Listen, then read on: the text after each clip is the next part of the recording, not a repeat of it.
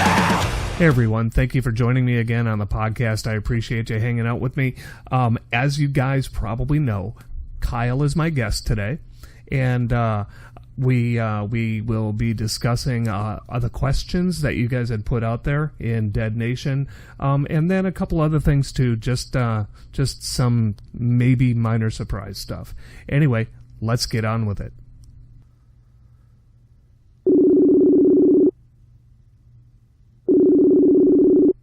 Hello. Hey Kyle, how you doing, man?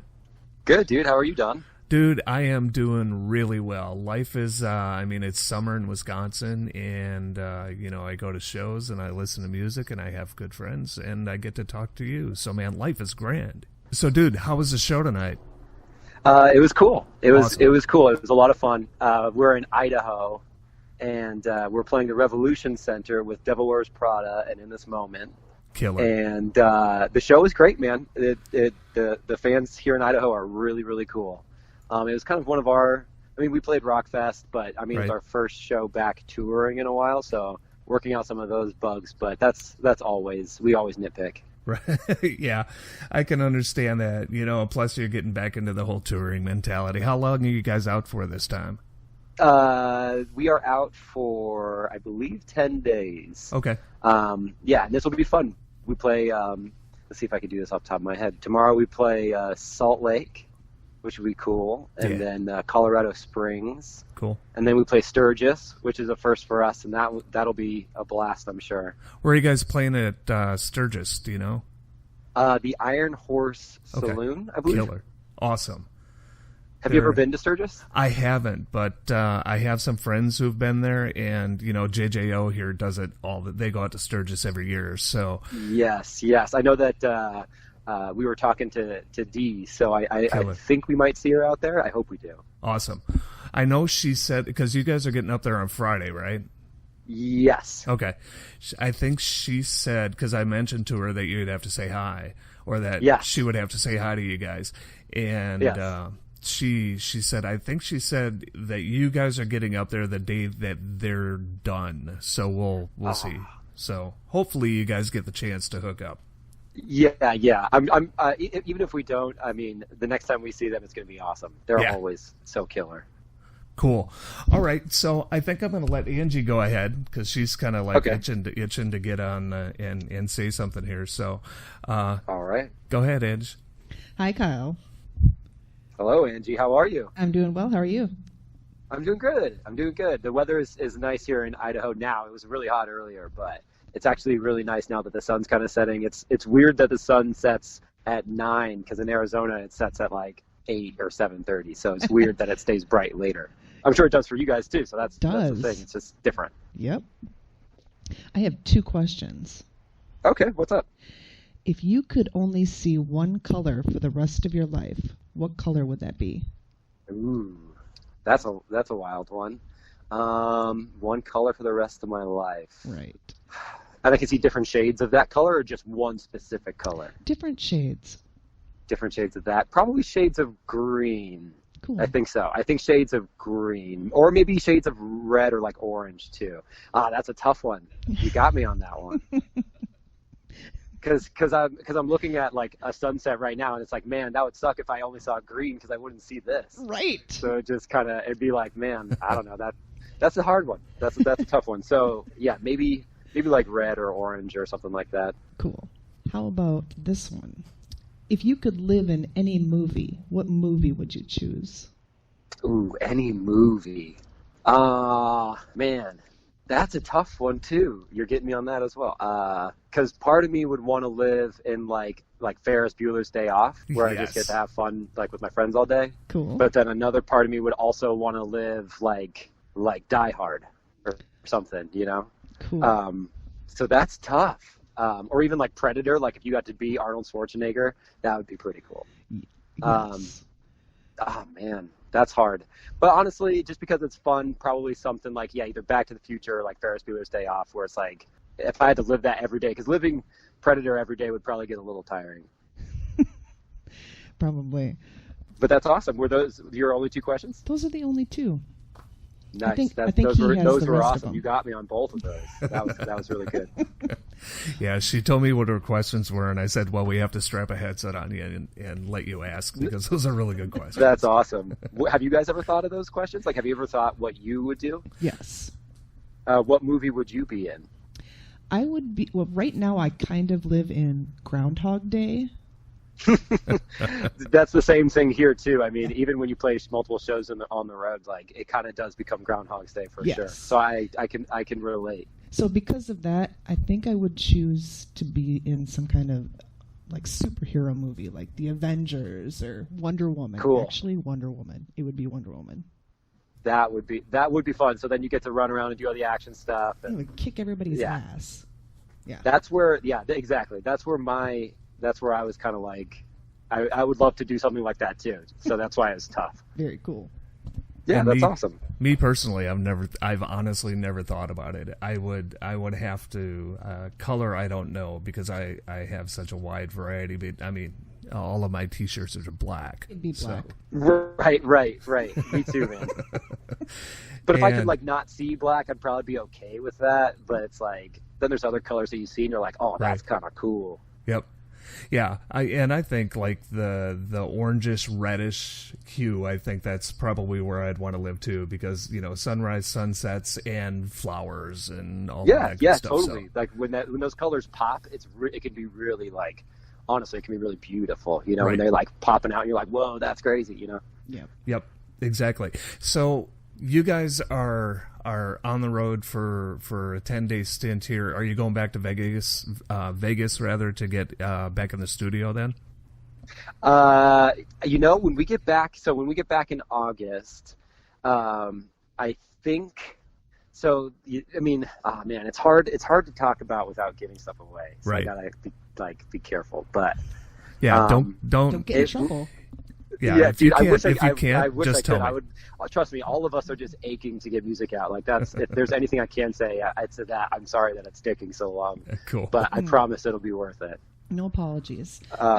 It's coming together, and I'd say it's probably like 90% there. So now we're just focusing on, what the game plan is as far as what songs are going to come out when, and all that kind of stuff. But we're all really excited. But we're trying to also do some new stuff on this September run with In This Moment Again and Motionless in White, New Year's Day.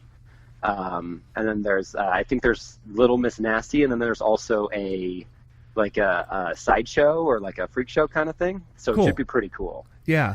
And I know you guys are going to be kind of close-ish again. You're going to be, because the last time we saw you guys, it was Chicago. Mm-hmm. And you guys are going to be on the opposite side of the state. You're going to be in Peoria. Well, there's also some shows. There's some other shows that we've booked that aren't announced yet. So maybe we're going to be closer to you. I'm hoping so. We're both hoping so. Yeah. So I mean, I can't really say much about that either. But as soon as that comes out, I'm sure. I hope that we'll be somewhere close to you. I can honestly probably say that I think we are. So I love that. I think that'll be good. Awesome. But I hope we can announce those soon. So awesome. But yeah, so we're trying to do some stuff with that tour. So I don't know if we're going to head back out to Vegas, and if we do, maybe it'll, because since we're in Arizona, we're so close. Right. It's pretty easy for us to get there and get back, whether it be by a 45-minute airplane ride or a 4-hour drive. It's pretty simple. Yeah. But we love working out there, and if we can get back out there for a weekend to like get some finishing stuff going on, then we will. But he's also super busy too. He's focusing on a lot of stuff. Gotcha. So we're just but I'd say it's like 90% there. So awesome. We're just getting those final touches on it. Man, we're all excited. I'm sure you know that we're all kind of itching and ready for something. So yes, that's like trust me, we all feel bad that we haven't done anything. We're like we always are like, let's just put anything out, but obviously we can't. Like, our hands are kind of tied with some of it. So but we definitely want to. We are very excited, and I think you guys are really gonna like it. I don't see why you wouldn't. Honestly, I think it's just more of what you love, to be honest. But awesome. That's just my opinion. That's more of what we love too. So we're in this together. Perfect, man. And honestly, I don't mind waiting. It hasn't been all that long, especially if you compare it to Tool. So yeah, exactly. And that's the thing. We don't want to be Tool. But dude, I am excited for that new Tool record. Like that. Definitely streamed that their catalog on Friday when it came out. I was excited about that. Awesome. I'm gonna jump in. I got a bunch of questions from people in Ded Nation, and I'm gonna rifle through. And I don't know how much time you have, but I don't want to keep you any longer than you want to be kept. So when you're ready to stop, because I've got like 20 questions here, and I don't want to kill you. With okay, all of them, we should be able to get through them. I mean, there's not too much that I have to do right now. It's like, when you're out on tour, there's a lot of downtime. It's like a lot of hurry up and wait. I gotcha. So right now we have some downtime. I'll probably catch some of it in this moment, but they're just about to start going on. So. Okay, cool. All right. But yeah, we're good. We're good, man. Let's rock them. Awesome. My wife Angie, she wants to say goodbye to you real quick. Bye. It was great. Thank you so much for your questions. That was a lot of fun. Cool. Hey, Wonder Woman signing off. Yes, excellent. I'll see you soon. Hope to see you soon. Yes, definitely. Talk to you later. Bye, Kyle. Bye. Awesome. Thanks for that, man. I appreciate it. Of course, dude. So yeah, I've got questions, and some are fun, and some are probably, of course, things you're absolutely 100% not going to be able to answer, because you don't know what you don't know, and what you do know, maybe you can't talk about, and that's cool. Totally. Everyone, of course, wants to know when the new CD is coming out. Do you? We know you can't really talk about that a whole lot. Do you have anything that you haven't said already that you could give us? I know you said it's going to be killer, and it's going to be like what we've been loving the entire time. Do you have anything more? Man, I wish I could give you like timelines and stuff, but just know you won't have to wait too much longer. Cool. Like honestly, because our timeline even behind the scenes has kind of fluctuated, where it's been short and long and short and long. So sure. It's probably going to fall at the end of the day somewhere in the middle, which probably isn't that far away. Okay. If I can be honest. So we're gonna tease things as soon as we can, and we are like driving hard to get this first single going, and it's pretty much now we just kind of have to decide out of 2 or 3 songs which one's going to be the first one. I gotcha. And that's important to us because because obviously it's sorry how these birds just flew over me, it's kind of wild, but it's important to us to come out with the very first song being something that we want everyone to love and just rock out to and sing along with and enjoy with us. Absolutely. But yeah, I don't know. I can't give you an exact day. Okay. Just because I know my bandmates would probably kill me, and yeah, it could change at any time. Gotcha. I mean, they could be like, all right, we're putting it out next week or something, but that's not the case. Don't take that literally, but it could change any time. Yeah. So just trust us, and I'm sorry. Oh, don't be sorry. It's gonna be great, and I promise you guys are gonna love it. Don't be sorry. I think everybody's cool with waiting for a quality product. Yes, we want it to be like Misanthrope, where you can listen to the entire record and enjoy it, and we want to be able to do that too. We don't want to just have a handful of songs be the good songs and then that's it. We want the whole album again to be amazing, to be better than Misanthrope. We're working to do that, and it's been tough, but I think we got it. Awesome. So we've got, like I said, I've got a bunch of questions, and I'm going to go ahead and throw people's names out here because I want to go ahead and tag them as the question owner. Yeah, please do. I love Ded Nation is honestly one of the most incredible things that I've ever seen. Honestly, it's pretty, to me, like it always blows my mind to see how everybody comes together and works together in this community, and how like it's just crazy, man. I mean, I'm sure you can relate, but to me, it's just I really appreciate it. Just before we start, I just love that. I think it's incredible that we can be all a part of this together. The Ded Nation is really special to us. Just know that, like, we we love it, and we wouldn't be able to do what we do without it, to be honest. That's so nice of you to say, dude, because I know we all feel the same way, both about, you know, the kind of the family that we've developed in the nation, but True. for you guys too, you know, it's like we all try and lift each other up, and we all try and carry each other. So it's a super cool exactly. thing, and we just can know that we read. We're in there, like, we're reading that stuff all the time, whether Awesome. we post or not. Just know, like, you guys, we read that stuff. We definitely go through, and we hear you, and we honestly do. We see it all. So don't think that anything you guys post doesn't go unseen, because it definitely does. Killer.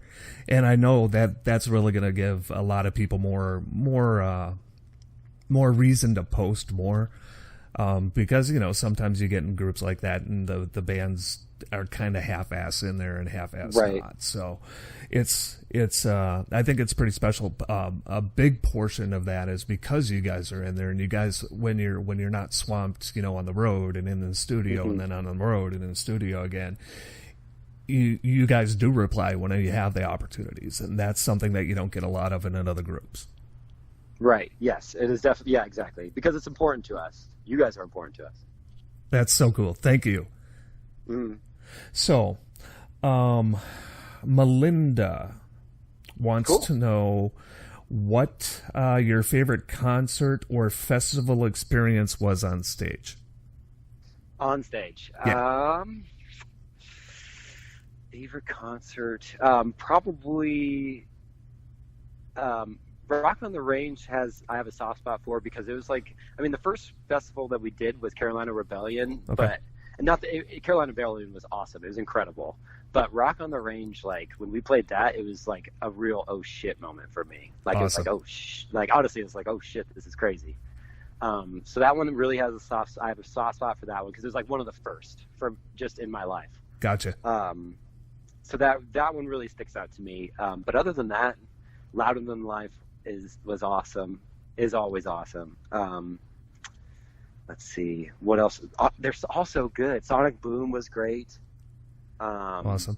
That's where I saw you guys the very first time, was Sonic Boom. Yes, and that festival was awesome, man. That place was killer. And then I think, didn't Gojira play that same day? Yeah, Gojira played that too. Yeah, that was Yeah. it was just a killer day of music, man.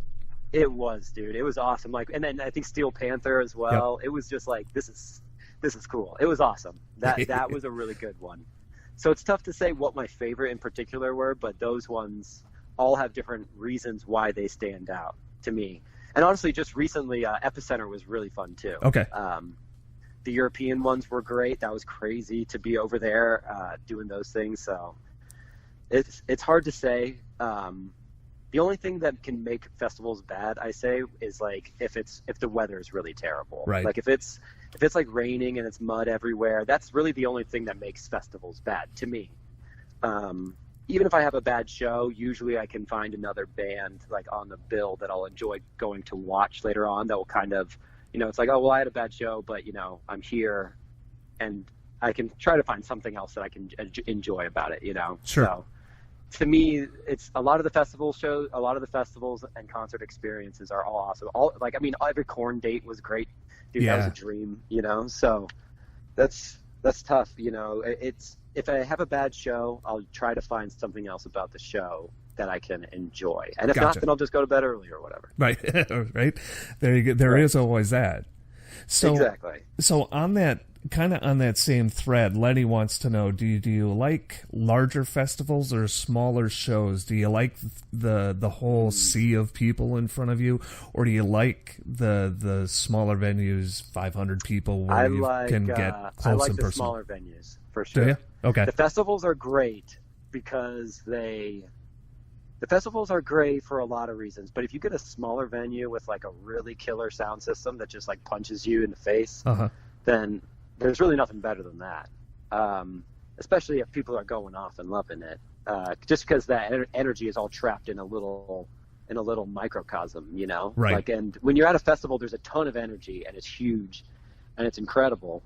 But at the same time, the connection isn't exactly the same. But at the same time, honestly, Ded Nation, when they come out to the festivals, they're all front row. So they make it feel like a small show because they're all right there. Yep. So, which you see in like a lot of like the videos that get taken, if we put them online, a lot of them will like, it's all Ded Nation, like all in the front. Right. And they'll make those big festival shows almost feel like a small show if they're, you know, because they just get down every time. That's a killer answer, dude. That's a really good answer. I like the way that, you know, the familiarity with all of us who hang out up front kind of makes it feel like that smaller show. I love that. It does. It totally does. It brings that energy closer because you can relate immediately because you've already done. We've been here before together, and we're going to continue to. Right. You know? So there's a couple regarding bass, and I'm going to kind of lump them into one question here. So. Okay. Anna wants to know what got you started playing bass, and then Eddie says that you play a lot of different brands of bass. Right. So what won you over for specific bass, and what got you started playing? And then what got me started playing bass? Yeah. Well, I started playing bass. Originally I started playing guitar originally, and piano before that, but that was like just like a lot of kids do, you know. Right. But I got like a guitar when I was 12 or 13, and I started playing that. And then when I started listening to bands like Tool and hearing bands like Primus, it made me interested in the bass. And so I started taking bass lessons in addition to my guitar lessons, or I switched off. 1 week I would do guitar, the next week I would do bass or whatever. And honestly, it was just kind of music that got me into bass. I can't remember what exactly it was, but when I went to go get my first bass, I had done it without my dad's permission, and he got so mad because he was going to get it for me for a birthday. Oh, but so he made me take it back. And then he went and bought it again. But it's just silly stuff. But I that's what got me into bass. And then what's got me started playing bass in a band, because originally I played guitar in bands, was when I met David Ludlow, our guitar player. Yep. And he runs a studio, and my local band was recording with him, and his band, Greeley Estates, at the time, he was in that band, needed a new bass player, so I joined then, and it's been love ever since. That's awesome, dude. You guys you guys seem to really have, like, the four of you seem to have like this chemistry where you guys seem to get along really well. Yeah, thank you. Yeah, I mean, I think this just comes from we're all on the same page with what we want. You know, we all want this to be the best it can be. Right. And we also all kind of came from the same scene. So we've all kind of known each other or known of each other for, decades. Okay. So it's been a long road, but it's crazy that I kind of wound up here. Because when I was in local bands in Arizona, my band was opening up for Joe's band. And, it's just kind of just random how it kind of works out, Yeah. So it's crazy. And then as far as my instruments go, I used to play Ernie Ball, and the Ernie Balls are great. I love them. Really good instruments. They're really heavy, especially the 5-string ones, like physically heavy. And that adds to their sound. I think it's really cool. But for me, especially being on stage, which is why I also switched to 4 strings, is because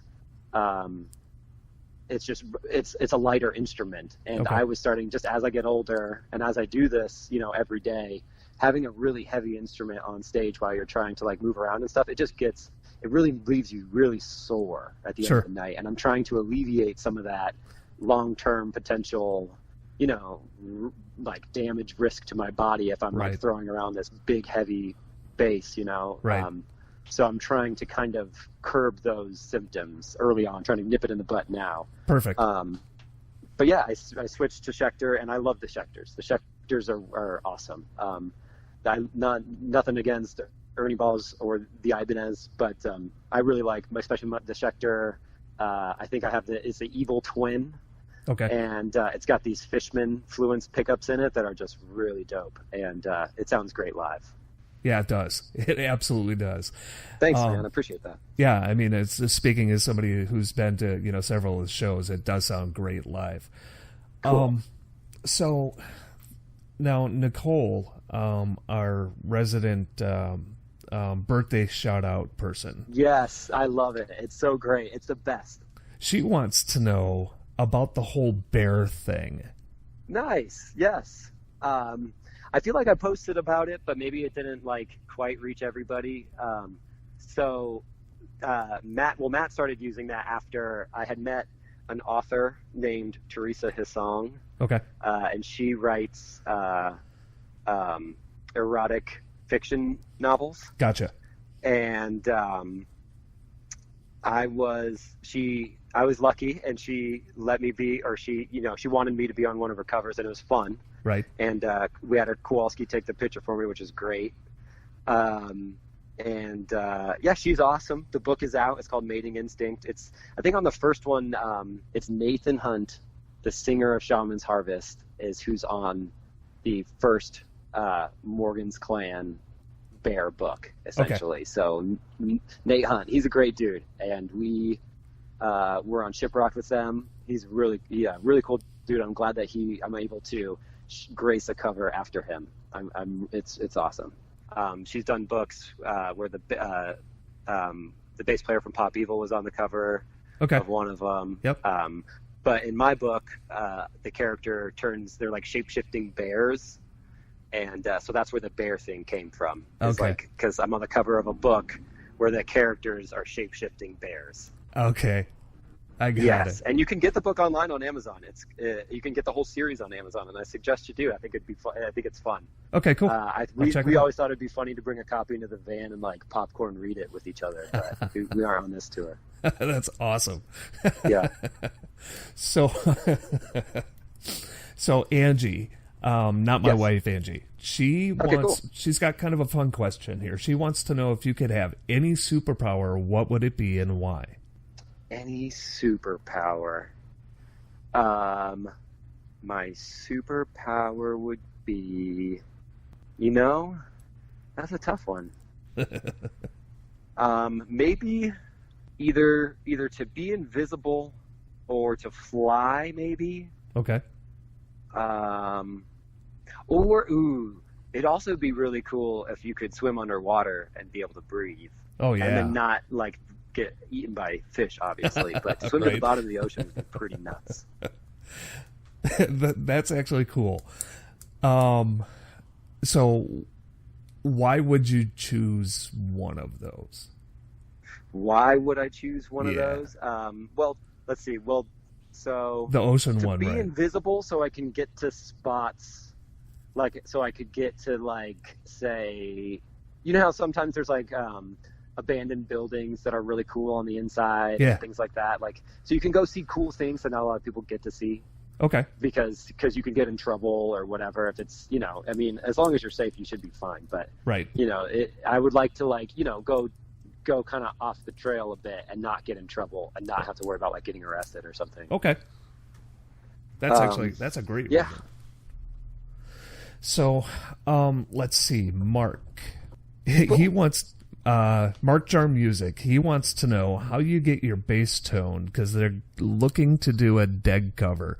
I'm not sure if you've noticed, but there's some of the guys who I've actually talked with already. Cool. As far as part of the podcast, they formed a band, and I saw that. None of them live anywhere near each other, and so they send the parts to each other and they record over it. Exactly. That's awesome. Yeah, no, I saw. Isn't Gio in the band as well? Yeah. Yep. Yeah, exactly. Yeah, and I saw is one of them called Ded 6 or something, Ded Point 6 or something like that? Ded 6 is the band that Gio's in Florida, but the one that these guys do, it's Mark, it's Jeremy, and it's Gio. That's right. And Mark's son, Brendan. It's called Within the Week.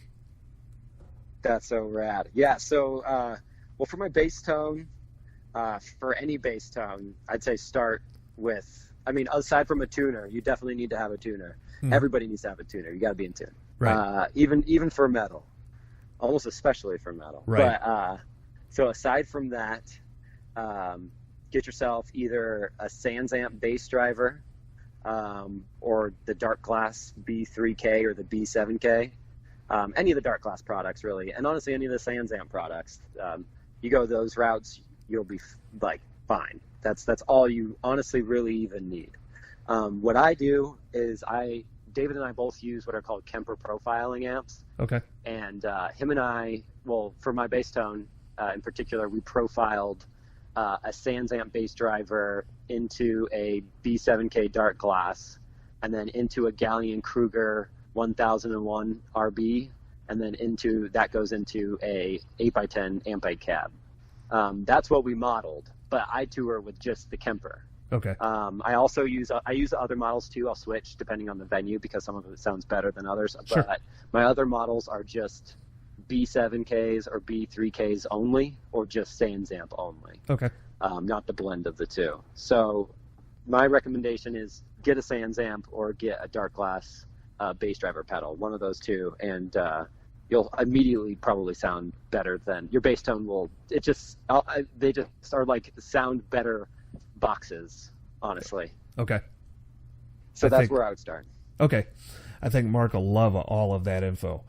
So Dylan wants to know who's your, do you have an inspiration on bass, and who is it? An inspiration on bass. Yeah. It's tough. I mean, when I first started, my favorite bass players were Les Claypool, probably Justin Chancellor from Tool as well. Mm-hmm. But as I get older, I start to listen to more music. So now, I mean, as I got older, that was when I was, 12 or 13. And I had, obviously I had pictures of Flea on my, or not, well, I did Flea too, but also Fieldy and all that stuff too, on my wall. Okay. Also man, it's tough. If I were to have a Mount Rushmore, Thundercat is a newer guy who does a lot of R&B stuff. He did a lot of Mac Miller's last record. He's a good R&B bass player that plays this really funky, hollow body, Ibanez Artie guitar. That's really cool. Cool. So Thundercat's awesome as far as new bass players go, but Les Claypool's still up there. Justin Chancellor's still up there.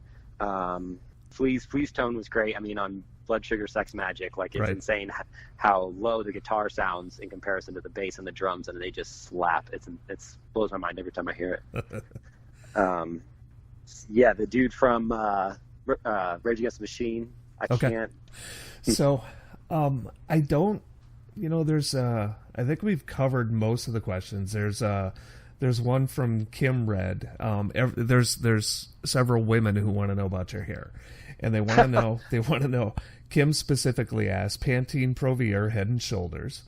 That's hilarious. And Carrie wants to know what you do to make your hair look perfect. What I do to make that's great. Well, that's awesome. Thank you for saying that my hair looks perfect. It really doesn't all the time. It's usually gets super dreaded and all rat nesty and gross. Well, honestly, I don't.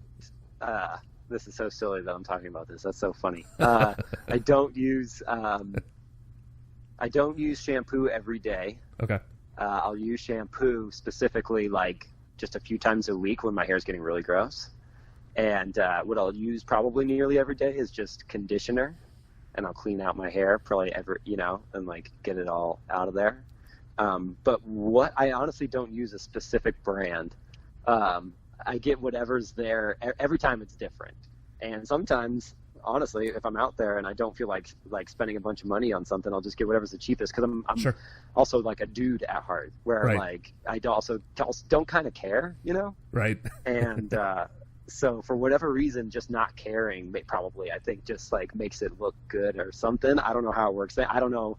Sometimes I look at my hair and I'm like, what the heck is all this? So I don't know if I'm on the same page as Kim, but I appreciate it. And I have no secrets. It's just it's just not really using shampoo a lot, and then any conditioner. Okay. And just not touching it. There you go. And now Christina wants to know, do you prefer Cheerios or Raisin Bran? Cheerios. Cheerios? Oh, yeah. I'm with you. Raisin Bran's good, though. Nothing wrong with that. Nope. But I agree. I give me the choice between the two, and I'm a Cheerio man all the way. That's awesome. I'm glad we can relate on the Cheerios. That's maybe when we stop by, you'll have to have some Cheerios there. Absolutely, we can do that. That's easy. Okay, cool. So, Tim wants to know, what was your favorite song to play from Misanthrope? My favorite song to play. Honestly, I really liked playing. We don't play it as much, but yeah, you know what? I really like Inside. Inside. I think I like playing that song a lot, but we don't play it as much. For whatever reason, the crowd just doesn't go off as much for that one. Okay. But I have a fun time playing it, and probably Rope is a lot of fun too. Okay. I think because that's yeah, it's fun. I think Rope is probably one of the most underrated songs. Well, thank you, dude. Because for me, man, it's one of those that kind of like grabs you by the ass and gets it going, and kind of, for me, like if I'm having a bad day, I go to Misanthrope, as it's one of my very first go-tos, and I hit Rope because it helps me kind of adjust and recenter myself and kind of get a little frustration out all at the same time. Excellent. That's so good to hear, man, because that's exactly what Rope is supposed to be. That's right. Exactly. We even when we made it, we were getting out all of our frustration and stuff, and we were loving it and just rocking it I think we all really like playing that song live. It's a awesome. fun one. I think we're probably. Oh no, Angelo has a really good question. I like this. Okay. So what would you do if you won the lottery? If I won the lottery, yeah, that's a tough. You know what? Actually, this is so silly that I'm even thinking of this. This earlier today, I was talking to the dudes about this. Just like the not even all the dudes. Just like I think I was with some of our crew and maybe a couple of the guys. But I told them that if I had like a lottery money, I'd probably buy like a real used in battle suit of armor from like old, like centuries ago. And they kind of looked at me and they're like, dude, I don't think you need lottery money to buy that. Like, I think you could just kind of have like, doing pretty good money to buy something like that, but not like lottery money. And I was like, well, still, I'd buy one because I'd want to wear it. And if you're just walking around your house in a suit of armor, you probably feel pretty cool. Right. But honestly, if it was like one of the big, lotteries, I mean, you don't need like $300 million or whatever. Right, so I mean, right. Obviously you'd want to give some away or set up some sort of charity too, because nobody needs $300 million or right. whatever, like you can definitely live off of a lot less comfortably and fly well for the rest of your life. Right. And probably be okay. So you should probably set up something. So I'd probably set up some sort of something, I'd figure it out. I'd want to be involved. So I don't know if I'd just donate it all, not it all, but a lot of it, because you don't even need $100 million. Right. Like, you like, if you want to be rich, like you can just have, if you want to save money, you can have, do that, but you don't need all of that. Right. It's like, I don't even know what the heck I'd do with that. Like I'd put it in a pool and swim in it. I don't know. Like what are you going to do with all that money? I have no idea. What would you do with all that money? Well, the first thing I'd do is I quit my job. Cool. I would I don't know, man. I would probably one of the big things two of the big things I'd do. First thing I'd do is I'd buy a music venue. Cool. And I would start booking some bands and kind of get my fingers wet with it, or my feet wet with it. Yeah, well, with all that money, you could probably book literally anyone. Right. And I would start with my favorites, of course. Cool. And what I'd try to do is I'd try to book a big enough venue where I could have kind of an indoor outdoor music thing happening. Yeah, dude, that would be awesome. There's a few venues that kind of do the indoor-outdoor thing really well. There's I think it's Express Live in Dayton or in Ohio. Okay. The back of it is like an open amphitheater, and then there's also like an indoor like theater that's pretty cool. big. That place does it well. There was a place called the White Rabbit in San Antonio, Texas, that did like an indoor-outdoor kind of vibe. That was really cool too. But yeah, you could totally do that. That'd be awesome. We would play it every time.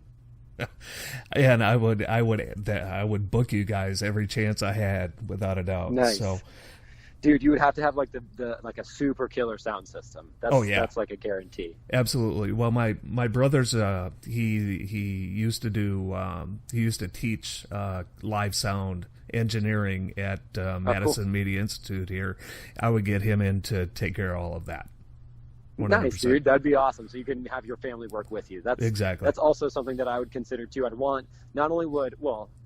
would still do Ded if I won the lottery, but I would also want like my family to quit their jobs too. So just have them come work for us, or whatever, be right. Doing anything, like just back at home printing merch or whatever. Right. Yeah. And I think the second thing I would do with that kind of money is mental health and suicide awareness is like huge to me. So that's cool. I would put a good shit ton of that money towards that, whether in raising awareness, helping reduce stigma, and just making sure that there's help for everybody who needs it. That's awesome. You could even use the revenue from your venue to go towards that, because you had already bought the venue, and you don't need, because you won the lottery. So you're right. like, oh yeah, exactly. There's so much stuff you could do. I hope you win the lottery. I hope so too. That's awesome. And I would buy you guys a real bus. Ah, thanks. That'd be great. Nah, I mean, we like the van. I'm sure because the crew's going to have to get bigger here soon. Yeah. We're going to have to get something bigger.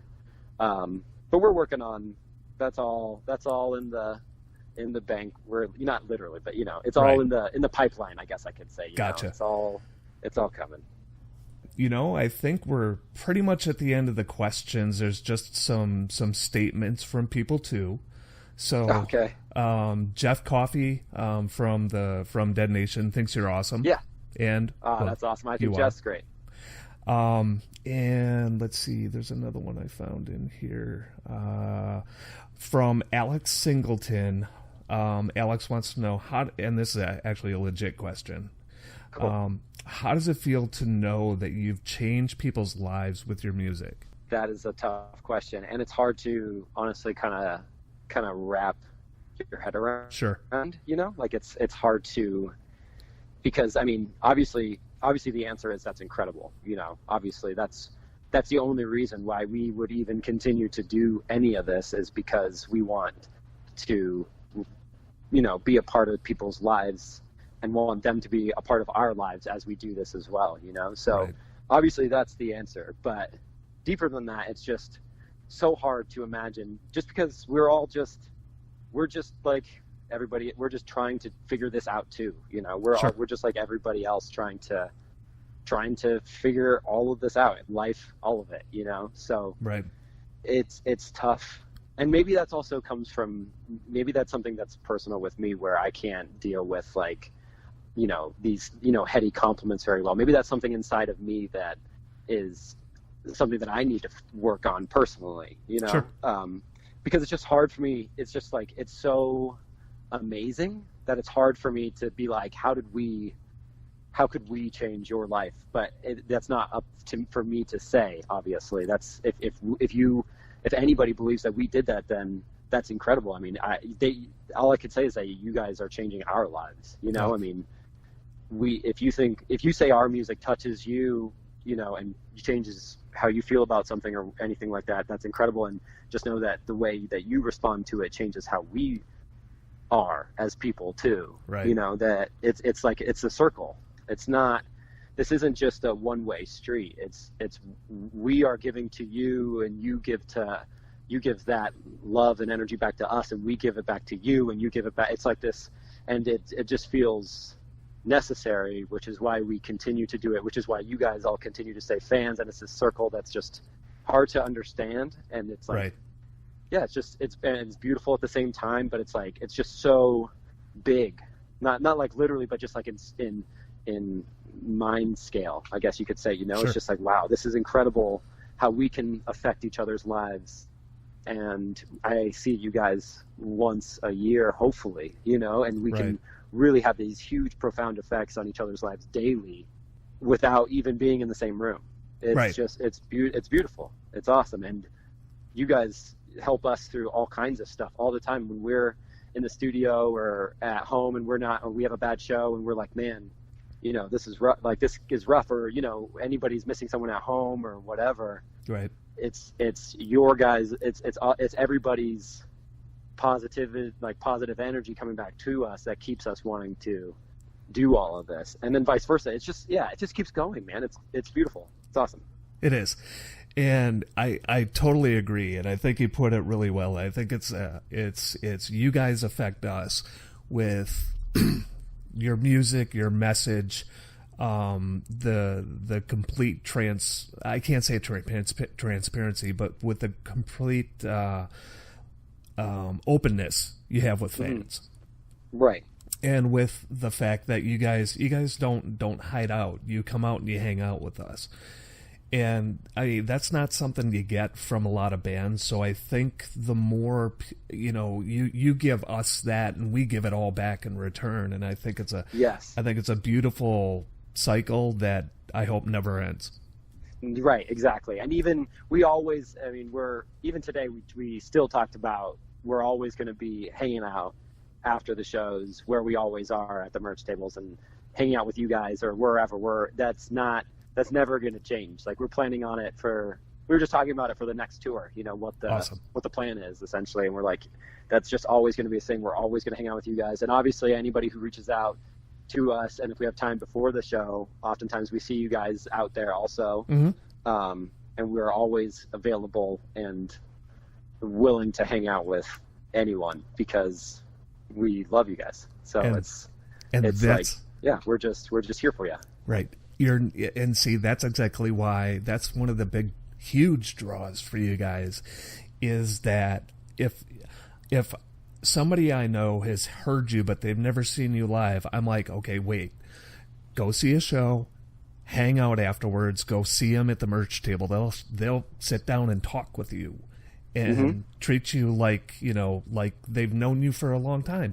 And that's the beautiful thing that you don't get from so many bands, it seems. And the approachability you guys have is just amazing. And just, as a huge fan and just as somebody who's hung out with you guys before, thank you very much for making that, because that makes it a real experience for me, and it hits me on a different level.